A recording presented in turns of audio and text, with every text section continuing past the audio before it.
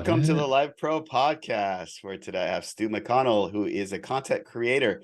Today's topic is transformation, which can mean a lot of different things. So I'm excited to delve deep into this today. Without further ado, welcome to the show, Stu. How you doing today? Oh, Mid, thank you so much for having me on. I am doing great today. Today's been an amazing day.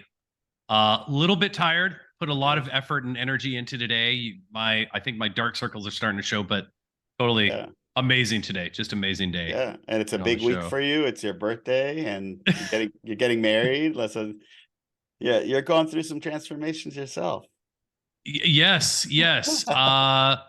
Birthday 2 days later, because partially my girlfriend wanted a May wedding. Right. Is we're going to get married on Wednesday. So all in one week. And then as I was mentioning before, all the paperwork going through that and just filing everything and running Uh, from here to there and meetings. So Yeah, and yeah, it's it's a not lot. it's never easy, but I bet it's pretty fun and some I don't know turning point for your life. But before we get into the topic and talk Hmm. about transformation, tell us more about yourself, your journey. Who is Stu McConnell? Sure, I'd be more than happy to. Thank you so much. My journey. So my journey started years and years ago, I would say in college, really. I was not a great student at the first college I went to, and I ended up switching to a smaller private school where I met a lot of international students, a lot of the students that shared the same classes from me were from other countries, and that was kind of like my first exposure to other cultures. And the more I got to know them, I think that looking back, that was really the first kind of seed that was planted in my mind that there's a much bigger world out there than just graduating from university, getting a job, having kids, having a family, and going A to B every day from your house to your job. Um, I graduated. I got into a position that I thought I really, really was aiming for. I really wanted to be a real estate developer. I wanted to work for a real estate development company, partially because my father was a successful commercial real estate broker. Talking with him and talking with his colleagues, it just sounded really, really interesting for me. And I got with a small firm, a consulting firm, and I worked there for years. And one day I just thought, this is not for me. I mean, when you're sitting behind a desk and you are doing 95% of your work on a computer, spreadsheets, and there's no interaction with anybody, and you're spending a lot more hours in the office than you thought you would be originally. Not that there's anything wrong with that if you love it. It just was not it wasn't growing. I wasn't growing at all. So um one day I saw an advertisement, go work in South Korea. I knew a little bit about Korea. I had had one Korean student, fellow classmate in one of my classes. I called up the number, I interviewed with the agent, and I thought, you know what? This is something I'm going to do. I'm going to go over for a year, see what it's like. I'll and experiment. And the one reason I did it more than anything was that I said to myself, I don't want to be 65, 70 years old, looking back on my life saying, I wish I would have done that. Mm. And the next thing was, I wanted a sense of adventure. And Right. that was literally my transformation for the most part. And you ended up staying there how long? I, one year turned into roughly 14 years. Wow. And what first of all, okay, so you decided to go to South Korea. How did everybody around you, your family, friends, how did they react to that? Do they think you're crazy? Yeah, a little bit. I don't think, again, this is back 15 years ago. So I think it's more common now for people to go to another country. Yeah. Teach abroad is a much more common subject in today's culture. Like people, hey, I'm going to go teach abroad in Japan. Oh, okay, good luck. Like that. I think there's a lot of more people that know about it. Uh, Literally, they didn't know what I was talking about. And they Yep. thought, why? My immediate circle thought, number one, I was crazy. And they thought, why can't you just stay close to the family? Or why can't you just stay close here Mm. and be happy? And that was it. And so I'm glad I did not listen to them. So I'm going back to you're about 30 years old, is that right? At the time when you first moved there? Yes. And you Yes. you get off a plane, and do you at any point like regret doing that? Like regret going there, or get, are fearful or scared that you made the wrong decision? When I was flying, about when I was about to land into the on at the airport, Right. Incheon International Airport, I this thought went through my mind: what the heck am I doing? What Right. am I doing? I know nothing about South Korea. I don't know where I'm going. Literally, there wasn't any regret, but that was the fear right Yeah. there in the Yeah. pit of my stomach. Um, I got off the airplane. There was a person waiting for me who was the founder of the school Right. I was going to teach at. Nice guy. He had a sign in English with my name. He could barely speak English. And we get in his car. He drives me to what would be my apartment. And that was it. And literally, we went out to, this is the craziest. If you think about the timeline was so crazy. I arrive, I unpack my bags, I get introduced to everybody at the school. It's like 9 o'clock at night, and we go out for dinner that Wow. night. Wow. Yeah. And luckily, the next day was a Saturday. There was, back to your question though, there wasn't any real regret or fear. Trying to think, was there fear? No, not really. There was not like an Yeah. overly sense of fear. The two things I noticed, the airport there was so clean and spotless and efficient. So the minute you get off your plane and you grab your luggage, it's just you get through traffic, you get through the maze, so to Yeah. speak. You get through immigration really quickly. That was number one. And number two was safety, just safety. It felt really safe. Mm. And so I know there wasn't any fear when I got So there. so you start classes. Are you able to communicate with your students? A little bit, a little bit. So yes and no, right? So I didn't know any Korean, and um I was able to communicate a little bit, but I learned quickly I need to learn some Korean in order to really communicate, to Yeah. communicate with them on a kind of a more trust level or a deeper Yeah. level. And without that, the funny thing is, when you work in education in Korea, a lot of schools, they don't want you to speak Korean. They say, no, no, no, we don't want you to speak Korean Mm. at all, at all. And that really, you find out quickly that doesn't work. Right. So you That just doesn't are work. you fluent in Korean? I'm okay. I would say high intermediate. Korean's such a tough language. I Yeah. never took a formalized course. I learned all I did through some books and practice with Conversation. friends, conversation wise, Yeah. and just really going to work for Korean companies where I would have to talk to them about schedule and Yeah. times and payments and what they wanted in their curriculum. Yeah. And So yeah, speaking of learning, I mean, what would you say that you learned from this experience in Korea, this 14 years?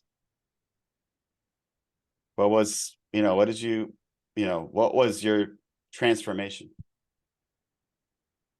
what did I learn? I would say what I learned was that it's okay to not know something and take a big chance, and wherever you end up, start learning from the ground up, start making some kind of friendships with people you don't know, start learning the culture. Yeah. That is totally okay. You're not going to be behind in life. In fact, it's just going to expose you to bigger and better things. Right. And I would say that's really what I learned. Like, it will grow you immensely in terms of what you're capable of doing. Would you say that this set a precedent for you to not be fearful of such drastic changes in your life? Completely. Yeah. That I'm 100% agree. That's while I was over there, I started what I'm doing now, my current business, after working in education mostly. Yeah. I thought I wanted another shift and started educating myself on the tools necessary to make that shift. And no, that's what it completely did, is that I've never been fearful a lot of transforming myself again or making another transformation, Yeah. regardless of how old I am. So define transformation. What is that? That's our topic today. What does that mean to you? Transformation to me means doing something that you might not know. You might not know exactly what it is. Trusting your heart, listening to your heart, number one, trusting your gut to get you there because you are not happy or you're not satisfied with your current situation. I think that's what real transformation is. For example, I mean, the greatest, I think the best example is fitness, a fitness transformation where not just being overweight, but let's say you feel unhealthy and you make the decision over the next X amount of days that I'm not going to eat a donut for the next, 30 days or something. Some little things you put in place to create transformation. I think that's what transformation is. It's just you might be scared of it, but you do it anyways. Yeah. And yeah, and that helps you. And I think that real transformation, what it does is it expands your life even further to take on more transformation later. Yeah. I mean, Mm. major transformations, as I can relate to, and as you're going through right now, obviously, for me, it's been picking a career, a partner, deciding on having kids, when to have kids, how many kids. Like these are major transformations in people's lives. And yet Mm. I find that, sometimes they're easier decisions for some, but very difficult decisions for most, as far as finding a partner, deciding what to do. I'm 45. I still don't know what I want to do. I'm like searching, right? And I've gone through Too. transformation, later in life, which, when my friends look at me and think I'm crazy, how did you leave your career and start something new at an older age? But it's necessary. Why do you think it's so difficult for people to actually get away? Why is it that the older we get, the more we feel trapped in the situation that we're in? I think it's because we take on more responsibility usually as we get older. And we are told by the people around us. And if you listen to them too much, like you just said, leaving a business at a certain age, having and probably by that time you have a family or at least you're married, and you go and you think, wait a minute, what I'm doing professionally doesn't fit me anymore. I want to try something new. And everybody else is so sad to a level satisfaction. They're satisfied. They're Yep. comfortable. It's comfort. Yeah. Comfort is really the killer of any type of transformation or taking on a challenge.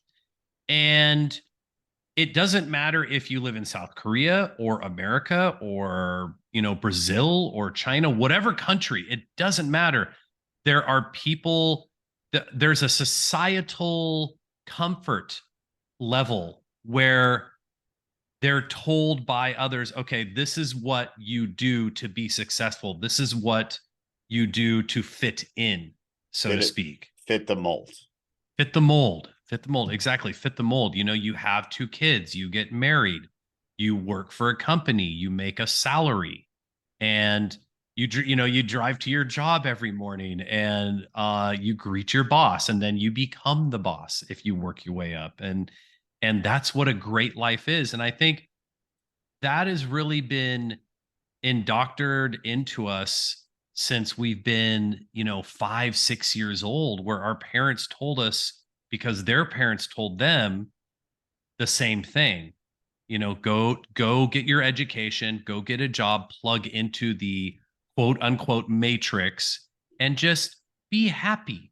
be satisfied. And I think that's why people don't search out transformation.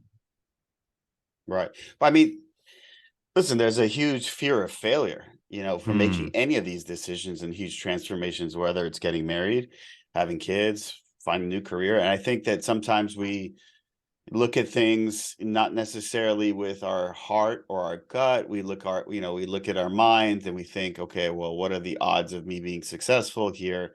And in a sense, it feels like a gamble trying to make a change in our lives and make a true transformation of, to the transform to the person that we actually want to be.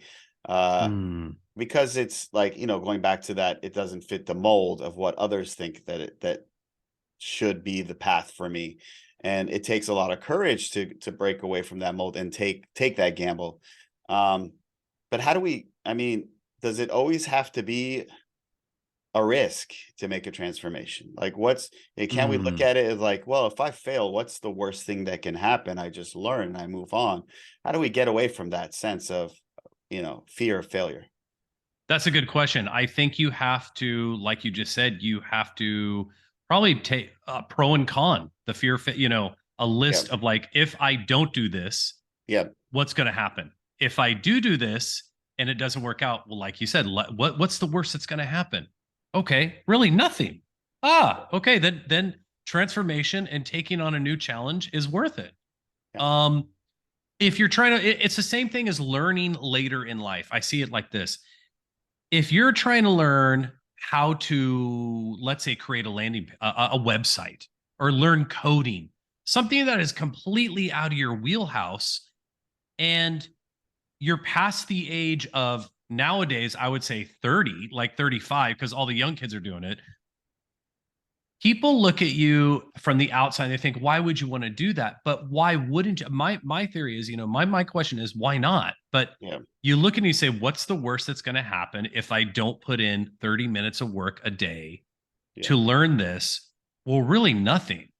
Just Yeah. maybe some time wasted, but it's really not time wasted when you analyze it.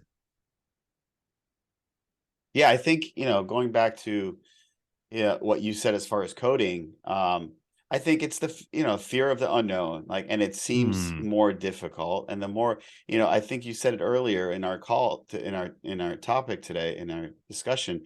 um you know Everybody looks at these challenges and these potential transformations as a huge mountain to climb, and we don't, you can't get to the top fast. Hmm. You have to take it one step at a time. You got to be calculated. You got to take the correct path.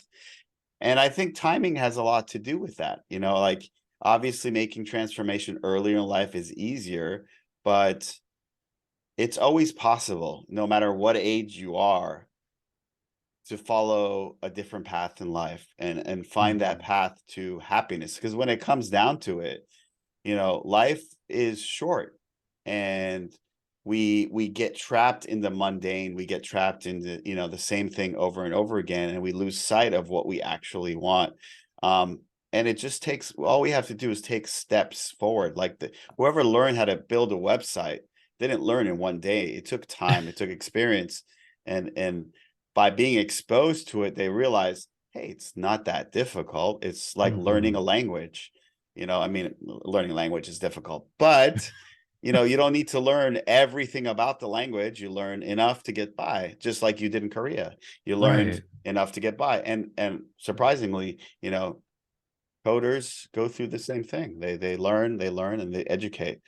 And information is key. Having information about um, how to do things, educating Hmm. yourselves with mentors and reading. Hmm. And these days, like, everything's on YouTube, including this podcast. You can learn so much more. So we have the luxury of being in and creating, better odds for us to be successful. So, um, more of a statement than a question for you. I think that information is key, and I would agree. take that risk, take that plunge. Don't Yeah. be scared, and have the self-confidence to kind of to get over the fear. Do you have any other advice for people to, help them get over their fear of failure? Like you mentioned, I would say, if they don't know where to go, I would say reach out to somebody that might be on that path already, like a mentor. It doesn't have to be a professional coach. It could be just a friend, Yep. or somebody they look up to, somebody that might be a little bit older than them, that's taken, or younger, that has actually taken the steps, or just knows more than they do. as to what they, that Yeah. the path they want to go down. And um, you touched upon something that I wanted to talk about real quick, and that was why I think people are scared of change and transformation. Like you, I have friends who also work for companies. That's all they've done for the last 20, 30 years of their life. And I think there's two types of people. There's people like you and I who are willing to take a risk. We're willing to be step into something that is kind of like figure it out as you go to make your own income. Basically learning how to make your own income, the entrepreneurial route. Then there's people that they work their way up the quote unquote corporate ladder. I have friends like that they've been working for corporations for all their career. I don't know if that is, if A or B is the correct way to live life, which is happier, so to speak. But when I talk to my friends that work for a company, when I have a deeper conversation, not just surface level, I ask them what they do beyond that. I ask them how many hours a week they put in for their company. I get the same answer all the time. They are the same impression. They feel I get this impression that there is a sense of unfulfillment. Their company takes care of them. They give them education. They send them maybe to like a what do you call it? Like a master's degree program, an executive level course, intensive course. They have trips. They go on vacation. They go on trips to abroad that are paid for. All their flights are paid for. And it's interesting because I think, wow, that sounds really good. Your perks sound amazing. But then when I dig a little bit deeper, I get the impression that there's just a sense of kind of unfulfillment there because they're not taking a risk. They're not transforming in their role at the company. Yeah. And I think that happens a lot. Like people get trapped, I would say, in a situation where they feel they have safety Mm-hmm. in a salary job. And from my own experience as a business owner, it is very stressful to run a business because you don't always have that luxury of stable income, and that there's outside environmental issues that could cause your business to go up and down, and that could be very stressful. It's really a risk and reward basis. Obviously, the potential to earn more and make a difference, it Mm-hmm. depends on the profession. So you're absolutely right. I think it's to each his own. There's a different people that have a different mindset, and I think that maybe you and I are a little bit more less risk averse, and we're willing to take that risk to kind of come out of our comfort zone and actually do something that's not necessarily, the mold of society that tells you to do, that's willing to Yeah. kind of do things differently. Even with this podcast, I've had people ask me, well, why are you doing this podcast? What's the reason? And it's Me like, too. you know what, this is, I get a lot of enjoyment talking to people and Mm-hmm. getting that information. I think it's helping me with my self-growth and being Mm-hmm. exposed. And if I can help people listening to this, even one person, I've done my job. So it's Yeah. really it's really up to ourselves to really decide what our path is and how we should transform ourselves into the person that we want to be. Nobody could tell us who we should be, and we just got to be true to ourselves and authentic to live, our best lives. I agree. I agree. Back to what you're saying, how can people start, transforming without being scared? I think it comes down to a form of like risk mitigation where you look at your choices. And for example, if choice A costs you $30,000 to jump into something that you really don't know much about, but you have to learn from the bottom, Right. choice B, you can just put in the sweat equity and learn it that way. I would go with choice B. Yeah. And that would be my advice. Go with choice B first, learn the tools, learn whatever it is that goes into what you want to do. Yeah. And then once you start generating, if that's your goal, if you want to start generating income off of it as an entrepreneur, then look at paying for like the more expensive things if they're necessary at that point. Yeah.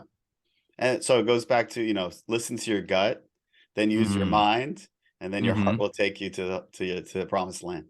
Yeah, They use mind, that's body, and right. soul. Mind, body. No, that's right. That's right. It is all mind, body, and soul. Yeah. Um, so as a teacher, I'm sure, you impacted a lot of lives in South Korea and through your current work.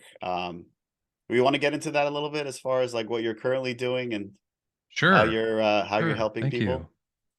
Yeah. So I run a podcast and content consulting agency, more or less, called Guest Sounds.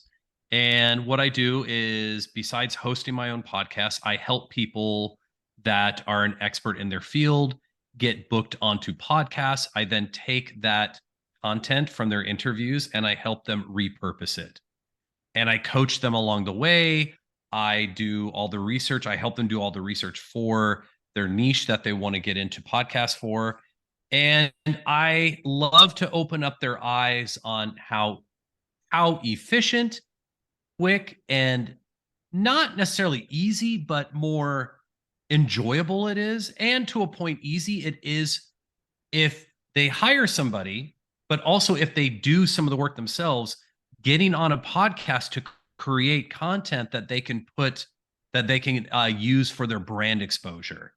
Um, some of the conversations I have a lot of with with people, they have a great story to tell. They have a great brand. They have everything kind of dialed in, but their struggle is creating content. And they think, okay, if I'm going to put this on Instagram, I have to sit down and have to record a reel for Instagram. If I'm going to put this on YouTube Shorts, it's got to be a YouTube short. So I have to, oh, how do I create 5 pieces of content? And when I coach them a little, when I coach them through it and say, no, let's just do a video recorded podcast. We'll take that and we'll content repurpose it. A light bulb usually comes on. And that's the great part of it. That's the most rewarding part, is that, and then sometimes maybe they have some set, like they've done some recordings, but they don't know how to do it professionally sounding. So the other rewarding part is, of course, turning them onto like a piece of software that can help them, or a mic, or, like certain tips about podcasting, like how close your mic should be to your mouth, or soundproofing a little bit or something. Yeah. All these aspects that go into, and that's how I really, that's the major enjoyment I get out of helping people. Yeah, we're lucky to be at a point in technology where there's so many tools at our disposal, and Yeah. it's pretty fun to be able to kind of explore with different things. And we're in an age of podcasts. There's so many podcasts out there, so I'm sure that there's a lot of business for you and a lot of people to help. So that's awesome. Yeah, it's people, it's interesting. I've coached some people. They've started a podcast and they put out a certain amount of episodes, but then they get more clients Yeah. and their business starts to take off, or they're on more calls, or they're Right. doing more lead gen, Yeah. and they put that aside, but it's always on the back of their mind. So they want to come back to it, Yeah. but they don't have the means or the time to do reach out. Yeah. And my Mm, suggestion, I mean, from my own experience, is that you just have to block time, and because yes. I can spend forever, recruiting guests, working on content, doing these things, but just kind of, I'm finding balance between, like, earning a career and doing this, to progress whatever this Mm, is, and make a difference with my content. Um, love it. one thing, three things that I asked all my guests. We're gonna end off Okay. with these three questions. As you know, Life Pro Podcast is the manual to life, because we say everything life comes with a manual except for life itself. So what I'm trying to do here is provide the content to help people deal with life situations and prevent any issues. A lot of hmm times we wait for something to be a problem before we deal with it, but we're not properly educated to deal with it. So we're trying to educate people on issues. Okay. On our topic today, we talked about transformation, which is very difficult for majority of people out there listening. So hopefully we can kind of teach them to take that risk and do what's best for them. What is one Mhm. thing that you want to teach the world? If you can only put out one message to everybody in the world, what would it be? I would want to teach the world the message I would love to put out there more than anything is just that you are capable of waking up every morning, giving 100% to you, not some other entity, and at the same time remaining joyful Yeah, throughout your day. yeah, And you are 100% capable of that. You're 100% capable of just having growing or creating that joy inside of you regardless of what's going on, regardless of what pains are going on and what challenges are going on in your life. yeah. I think sometimes you just have to take a step back and look at yourself and say, it's time for change. And Mhm. it's all about timing. Life is all about timing, meeting the right person at the right time, having the right opportunity at the right time. And we need to be open to change. We can't be closed off. We can't be stubborn about our ways, because life can become mundane if we don't make changes. And I think that's what comes down to it. If you're not happy with your life, you must transform. You must transform to the life that you'd be happy with. So all that you said was Mm. golden, and I loved it. Is there a book that you read that might have had a major impact on your life, or maybe transformed your life? Sure. Actually, there's three, if that's okay. Yeah, let's hear I it. have them here with me. Let's So, the more the merrier. number one, this is a book I've been reading recently. It is A Year of Positive Thinking by Cindy Spiegel. I had never heard of this book up until about 6 months ago. And I was looking for some type of meditation, some type of daily affirmation book. And this is really, really good. I read it every day and it helps to prime my brain in the morning. While I'm just sipping my coffee, I read the passage from this. Uh, Number two is, and this is her latest book, The High Five Habit, is Anything by Mel Robbins. I'm a huge, huge fan of Mel Robbins. Interesting story about Mel Robbins. When I was teaching in South Korea at university, I was trying to teach my students some type of motivation, some type of disciplined behavior. And the way I found Mel Robbins, I just typed into YouTube motivational speech. That was it. And somebody told me about not the high five habit, but the 5 second rule. So I looked it up. I watched her TED talk about the 5 second rule, which is probably a good, I would guess, 15 years old, now. Absolutely amazing. Just that. And then later on, she went to talk about the backstory behind that speech she gave, what was going on in her life, and just absolutely amazing. And then anything by her is really good. And then recently, this is a book that's really helped me out a lot in terms of like the Internet of Things. Is this one? It's called "Sell Like Crazy" by I hope I pronounce his name correctly. Sabri Subi, and he runs a digital marketing agency in Australia. And this book here, I was looking for something that I could learn something, how to basically create a landing page and an offer and get that out there. And that's primarily what it talks about. I was really, really amazed by how simple he lays it out. Yeah, and I think it comes down to what we talked about before: proper communication, like relaying the Yes. proper message. And when whether it's a podcast or a website, like having a true, clear message about what you're offering. And I think that those three books are. And I've read Mel Robbins, not that book, but I read the 5 second rule, and I agree with you. It's very captivating, and loved reading her book. I'm looking forward to reading that new book that you mentioned. So I appreciate you bringing that up. Oh, Um, cool. how can people reach you, follow you, get in touch with you? Sure. Thank you. They can find me on Instagram, Guest Sounds. It's just Guest Sounds. That's it. If you want to look me up on Instagram.